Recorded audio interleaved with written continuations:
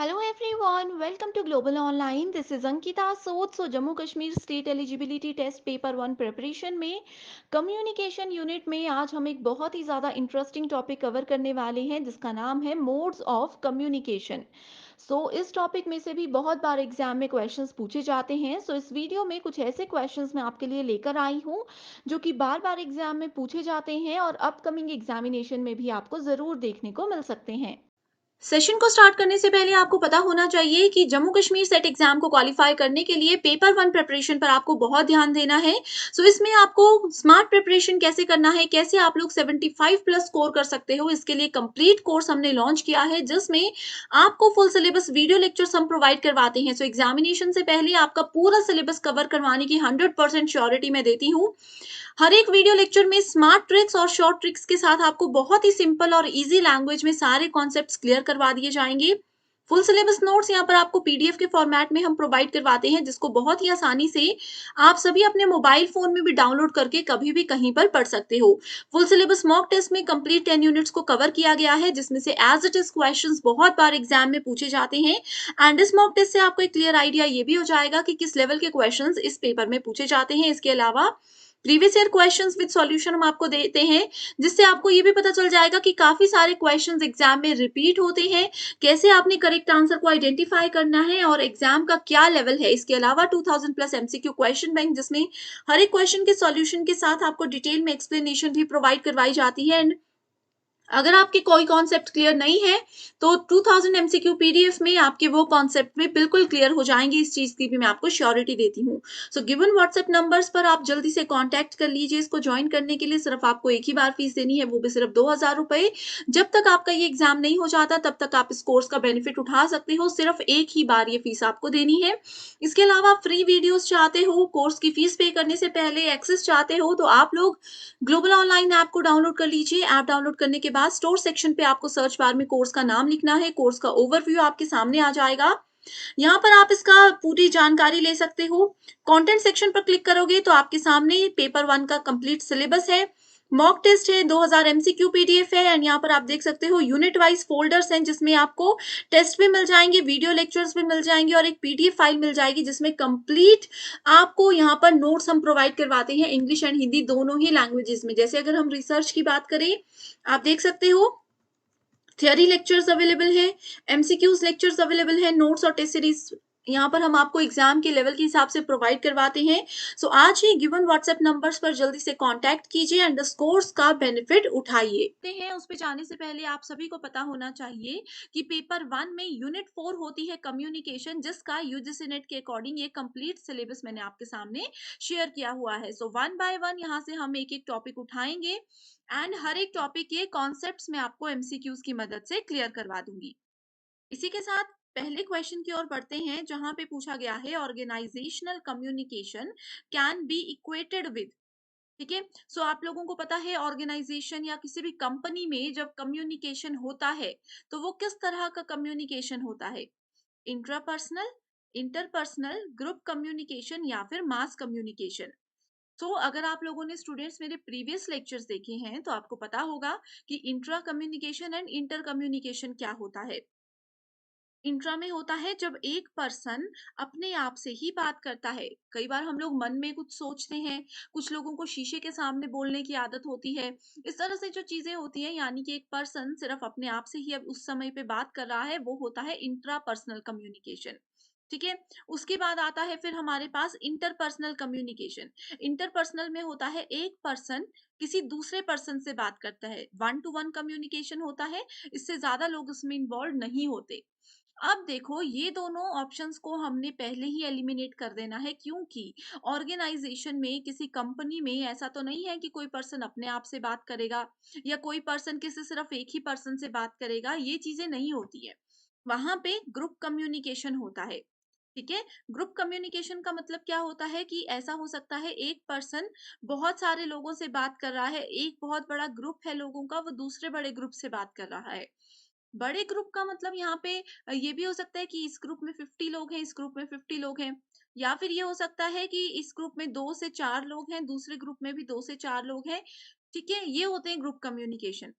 या फिर हम बोल सकते हैं कि एक मीटिंग चल रही है जहाँ पे बहुत सारे लोग इस तरह से बैठे हुए हैं एंड वो कम्युनिकेट कर रहे हैं, अपनी बातें जो है वो शेयर कर रहे हैं एक दूसरे के साथ। ठीक है, so this is called group communication. So जब भी ऑर्गेनाइजेशन की बात होती है तो हमेशा आप लोगों को ग्रुप कम्युनिकेशन पे ही फोकस करना है। नेक्स्ट होता है मास कम्युनिकेशन, ये मैं नेक्स्ट क्वेश्चन में आपको बताती हूँ। सो नेक्स्ट क्वेश्चन में पूछा गया है the mode of communication that involves a single source transmitting information to a large number of receivers simultaneously is called. ये वाली जो डेफिनेशन है ये एज इट इज किसकी डेफिनेशन दी गई है? ये दी गई है मास कम्युनिकेशन की डेफिनेशन। ठीक है, क्या बोला गया है इसमें? अगर कोई एक पर्सन एक साथ बहुत सारे लोगों को, मान लीजिए यहाँ पे 100 लोग हैं, 200 लोग हैं, 500 लोग हैं, इससे ज्यादा लोग हैं, इतने सब लोगों को अगर एक पर्सन एक साथ कोई मैसेज देता है, उस चीज को मास कम्युनिकेशन बोला जाता है। ठीक है, जैसे कि अगर हम लोग यूजीसी नेट ऑफलाइन बैचेस की बात करें तो वहां पे क्या होता है, 100-200 बच्चों के बैचेस होते हैं लेकिन एक ही टीचर होते हैं पढ़ाने वाले। ठीक है, वही लिखा है ना, देखो, सिंगल सोर्स यानी कि एक पर्सन ट्रांसमिट करता है, इंफॉर्मेशन देता है, इंफॉर्मेशन किसको? लार्ज नंबर ऑफ रिसीवर्स यानी कि बहुत सारे लोगों को, बहुत सारे रिसीवर्स को। ठीक है, अब देखो यहाँ पे तो इन्होंने एज इट इज डेफिनेशन लिखी है, लेकिन यूजीसी नेट एग्जाम में मास कम्युनिकेशन के क्वेश्चन इस तरह से भी पूछे जाते हैं कि मान लीजिए कोई भी लीडर है एबीसी नाम के। ठीक है, ये लीडर का नाम है। ये लीडर मान लीजिए कि गुजरात में जाते हैं इलेक्शन से पहले एंड उन्होंने वहां पे 5,000 लोगों को एक साथ अपनी बात कही। इस तरह से एग्जाम्पल दिया जा सकता है, तो आपको पता होना चाहिए कि ये कौन सी कम्युनिकेशन है, ये मास कम्युनिकेशन है। सिर्फ यहाँ पे एक ही पर्सन को बोलने की परमिशन है, एक ही पर्सन इंफॉर्मेशन दे सकता है। ठीक है, वहीं ग्रुप कम्युनिकेशन का एक एग्जाम्पल और मैं आप लोगों को बताती हूँ, जो कि हमने प्रीवियस क्वेश्चन में पढ़ा था, यहाँ पे आप देख सकते हो। ठीक है, ऑर्गेनाइजेशन में होता है, जैसे कि स्कूल में आप लोगों को बोला जा सकता है कि कोई स्कूल है जिस स्कूल का नाम एबीसी है, वहां के 10th क्लास के बच्चे एक डिबेट में पार्टिसिपेट कर रहे हैं। ठीक है, डिबेट में पार्टिसिपेट कर रहे हैं या फिर टीचर ने उन बच्चों को कोई टॉपिक दे दिया, मान लीजिए सोशल वर्क से रिलेटेड कोई टॉपिक यहाँ पे टीचर ने उन बच्चों को दे दिया एंड बोला कि इस पे आप लोग डिस्कशन करो, इसके बारे में अपने व्यूज बताओ। तो वो कौन सी कम्युनिकेशन होगी? वो ग्रुप कम्युनिकेशन होगी। ठीक है, सो आई होप ये दोनों क्वेश्चंस की मदद से एंड जो रियल लाइफ एग्जांपल्स मैंने बताए हैं, इनकी मदद से आप कम्युनिकेशन में ग्रुप और मास कम्युनिकेशन दोनों को समझ भी चुके हो एंड इनमें डिफरेंस भी अब आप लोगों को क्लियर है। बहुत से बच्चे हमें यही बोलते हैं कि एग्जाम में ये दोनों ऑप्शंस आते हैं तो वो कंफ्यूज हो जाते हैं। तो मैंने आज पूरी कोशिश की है कि आपका ये डाउट जो है बिल्कुल क्लियर हो गया होगा। सो अगर डाउट बिल्कुल क्लियर है तो कमेंट करके मुझे बता दीजिए। ओके, तो बढ़ते हैं फिर अपने नेक्स्ट क्वेश्चंस की ओर। इसमें पूछा गया है the term grapevine is also known as. तो ग्रेप वाइन टर्म जो होती है ये किससे रिलेटेड होती है? ये होती है हमारी इनफॉर्मल कम्युनिकेशन से रिलेटेड।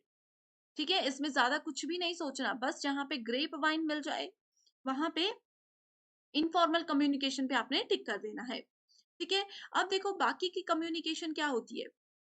पहले तो देखो मैं आपको ये बता देती हूँ, informal communication and formal communication दो चीजें हैं। फॉर्मल होती है जैसे कि किसी ऑर्गेनाइजेशन में कम्युनिकेट करते हैं कि बहुत अच्छे से, बहुत ही तरीके से बात की जाती है, कोई फालतू बात नहीं होती। इनफॉर्मल कम्युनिकेशन कुछ भी हो सकती है जिसमें कि हम लोग होता है ना, जनरली स्टूडेंट्स स्टूडेंट्स आपस में कैसे फ्रेंड्स बात करते हैं, वो बहुत formally hi good morning good night इस तरह से बात नहीं करते, वो बहुत इनफॉर्मली बात करते हैं। अब ठीक है, सो ये होती है grapevine communication. General talks जो होती हैं वो सब इनफॉर्मल में आती हैं। हॉरिजॉन्टल, अगर दो लोग एक ही लेवल पे हैं एंड वो कम्युनिकेट कर रहे हैं आपस में, तो उस चीज को बोला जाता है हॉरिजॉन्टल कम्युनिकेशन। ठीक है, जैसे मान लीजिए कि एक ही कंपनी में दो डिपार्टमेंट्स हैं, दोनों के एचआर अगर आपस में बात कर रहे हैं, कोई कम्युनिकेशन कर रहे हैं, उसको बोलेंगे हॉरिजॉन्टल कम्युनिकेशन। राइट, उसके बाद आता है अपवर्ड कम्युनिकेशन। मान लीजिए एचआर के अंडर कोई एम्प्लॉय ए है, सो अगर एम्प्लॉय ए एचआर के पास जाता है, अपने हायर लेवल के पर्सन के पास जाके बात करता है, तो वो अपवर्ड कम्युनिकेशन होगी। एंड वहीं अगर दूसरे डिपार्टमेंट का एचआर किसी एम्प्लॉय बी के पास जाकर के कुछ बोलता है, तो वो डाउनवर्ड कम्युनिकेशन होगी। ठीक है। Next question is, which of the following modes of communication can be employed in a classroom for effective teaching? तो क्लासरूम में अगर कम्युनिकेशन हो रही है, बातचीत हो रही है, तो इफेक्टिव उसको बनाने के लिए किन चीजों की सबसे ज्यादा जरूरत होती है? टॉप डाउन कम्युनिकेशन होना चाहिए, यानी कि एक टीचर एक स्टूडेंट से बात करे ऐसा होना चाहिए। आइकॉनिक कम्युनिकेशन होना चाहिए, इक्वल लेवल पे कम्युनिकेशन होना चाहिए। एसोसिएशनल, यानी कि जो चीज हम टॉपिक पढ़ा रहे हैं, एसोसिएटेड रहना है हमें उसी चीज पे, भटकना नहीं है वहां से। डिसएसोसिएशनल, तो देखो सी एंड डी, जहां पे आपको सी और डी साथ में दिखेंगे वो ऑप्शन तो पहले ही गलत कर दो, क्योंकि एक बार में या तो एसोसिएशनल हो सकता है या तो डिसएसोसिएशनल हो सकता है। ठीक है, तो सी और डी यहाँ पे है, इसको हम डिलीट कर देंगे। नेक्स्ट है सिंबॉलिक, यानी सिंबल्स की मदद से। अगर मैं मान लीजिए हमारा ऑफलाइन क्लासेस हैं, ऑनलाइन नहीं पढ़ रहे हो, ऑफलाइन किसी कंप्यूटर सेंटर में जाकर के आप पढ़ रहे हो या फिर कोचिंग सेंटर में जाकर के आप पढ़ रहे हो, वहां पे अगर मैं आपको सिंबल की मदद से यूजीसी नेट की तैयारी करवाऊं तो क्या आप लोग समझोगे? ठीक है, तो वो सिंबल्स जो है कहीं ना कहीं इफेक्टिव बनाते हैं। ठीक है, ऐसा नहीं है कि पूरा सिंबॉलिक यहाँ पे बात की गई है, कहीं ना कहीं वो वर्बल भी होता है बट उसमें सिंबॉलिक भी इंक्लूडेड होती हैं चीजें। एंड एब्स्ट्रैक्ट, यानी कि सार उसका हमें बताना होता है। सो इसमें अगर देखें तो राइट आंसर है बी सी एंड ई। ठीक है, बहुत ही इजी क्वेश्चन है एंड बहुत इंपॉर्टेंट भी है। लास्ट क्वेश्चन है एंड इसके बाद एक क्वेश्चन आप लोगों के लिए होमवर्क क्वेश्चन होगा, जिसका आंसर आप मुझे कमेंट करके बताओगे। So in circular communication, the encoder becomes a decoder when there is. So इसमें encoder और decoder दो नई टर्म्स आप लोगों ने सुनी होगी। ए और बी दो लोग हैं, मैं ए को एनकोडर बोलती हूँ और डी को मैं डिकोडर बोलती हूँ। ठीक है, सो इसमें देखो क्या होता है कि जैसे ए ने बी के पास गया और कोई बात बताने लगा, जो बात बताता है, जो मैसेज दे रहा है वो होता है एनकोडर, जो मैसेज को रिसीव कर रहा है वो होता है डिकोडर। ठीक है, उसके बाद क्या हुआ, बी ने वो बात सुनी, फिर बी ने अपना कोई पॉइंट उस बात पे बताया ए को, तो इस समय पे बी क्या है, बी है एनकोडर एंड ए है डिकोडर। राइट, सो यहां से आई होप आप लोग एनकोडर और डिकोडर समझ चुके हो।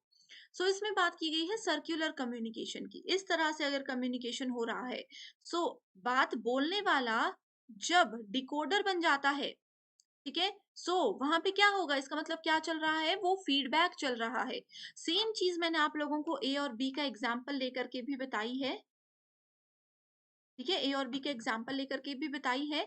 इस क्वेश्चन में देखो ध्यान से, यही पूछा गया है कि जो एनकोडर है, एनकोडर अगर डिकोडर बन जाता है, यानी कि ए जो है पहले बोल रहा था, उसके बाद ए अब सुनने वाला बन गया है, तो जो पहले सुनने वाला था इसका मतलब क्या है, वो बोलेगा, यानी कि वो क्या दे रहा है, वो अपना फीडबैक दे रहा है, प्रतिपुष्टि दे रहा है किसी बात को लेकर के।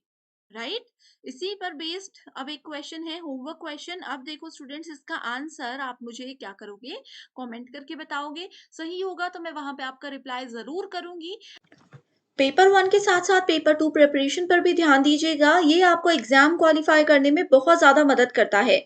लेकिन एग्ज़ाम के पैटर्न के अकॉर्डिंग आपको स्मार्ट प्रिपरेशन करना है, जिसके लिए हम कंप्लीट स्टडी मटेरियल आपको प्रोवाइड करवाते हैं। इसमें आपको फुल सिलेबस नोट्स और एमसीक्यूज़ मिलेंगे। एमसीक्यूज़ में previous year questions, most repeated और एक्सपेक्टेड क्वेश्चंस हैं, जो कि एग्ज़ाम में एज़ इट इज़ पूछे जा सकते हैं। एंड ये स्टडी मटेरियल एग्ज़ाम के बाद इंटरव्यू को क्वालीफाई करने में भी आपको मदद करेगा। सो सब्जेक्ट्स के नाम आपके सामने हैं, अपना पेपर 2 का सब्जेक्ट देखिए एंड गिवन व्हाट्सएप नंबर्स पर कांटेक्ट करके इसको आज ही ज्वाइन कर लीजिए। इसके लिए सिर्फ आपको एक ही बार फीस देनी है, 1280 रुपए। मैं आपको एश्योरिटी देती हूँ कि एग्जाम जब तक नहीं हो जाता, जब तक इंटरव्यू क्वालिफाई नहीं हो जाता, आप इस स्टडी मटेरियल का बेनिफिट उठा सकते हो, वो भी सिर्फ एक ही बार आपको फीस देनी होगी। तो बिना समय बर्बाद किए जल्दी से इन नंबर्स पर कॉन्टैक्ट करके आप इसकी पूरी जानकारी ले लीजिए। आज के लिए सिर्फ इतना ही। Thank you so much for watching this video and I wish you all the very best.